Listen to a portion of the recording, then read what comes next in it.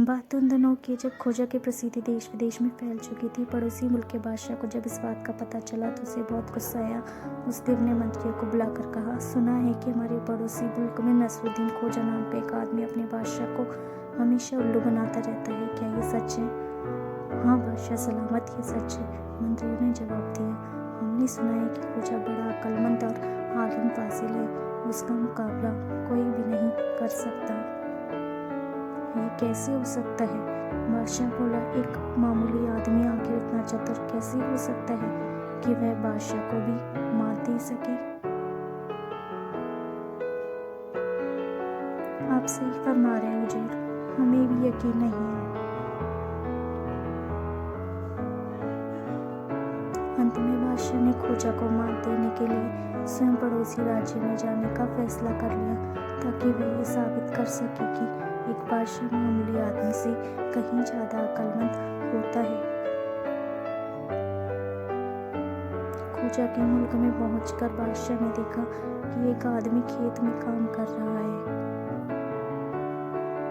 बादशाह ने उसके निकट जाकर उससे पूछा, तुम्हारे मुल्क में नसरुद्दीन खोजा नाम का एक आदमी रहता है, मैं उससे मिलना चाहता हूँ और देखना चाहता हूँ कि आखिर वह कितना अक्लमंद है।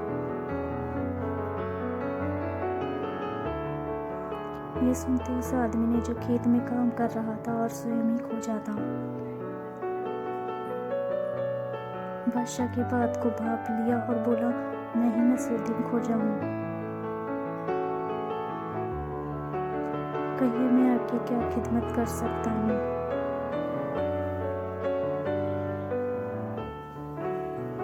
ओ तो तुम ही खोजा हो, बादशाह कटाक्ष करता बोला, मैंने सुना है तुम बड़ी ही धोखेबाज हो,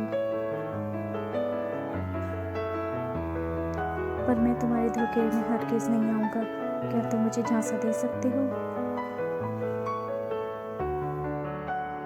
जरूर, मैं आपको जरूर झांसा दे सकता हूँ, खोजा ने उत्तर दिया, मगर ठहरिए, आपको कुछ देर इंतजार करना पड़ेगा। मैं जरा घर जाकर अपनी दाव पेच की थैली को उठा लाऊं, तब आपको झांसा दे सकूंगा। अगर आप मेरे दाव पेचों से नहीं डरते तो कुछ देर के लिए कृपया अपना घोड़ा मुझे दे दीजिए, ताकि मैं जल्दी वापस लौटा सकूं।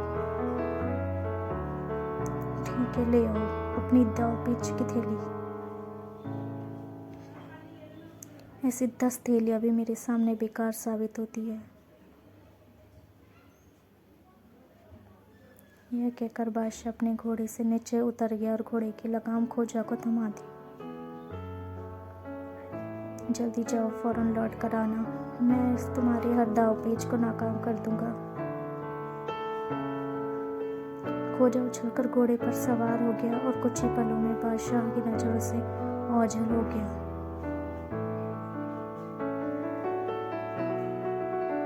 बादशाह उसकी बाट जोता रहा, इंतजार करते करते घंटों बीत गए। तब सूरज पश्चिमी पहाड़ियों में डूब गया तथा तब भी खोजा के लौटने का आसार नजर नहीं आया।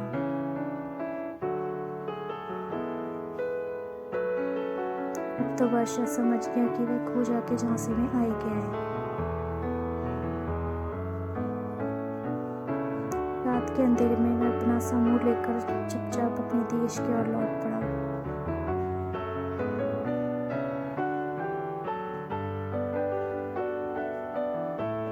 दोस्तों, अगर ये कहानी अच्छी लगी हो तो चैनल को लाइक और सब्सक्राइब कीजिएगा, ताकि इस तरह की और कहानियाँ आपको मिलती रहे। Thank you so much for watching. Thank you once again.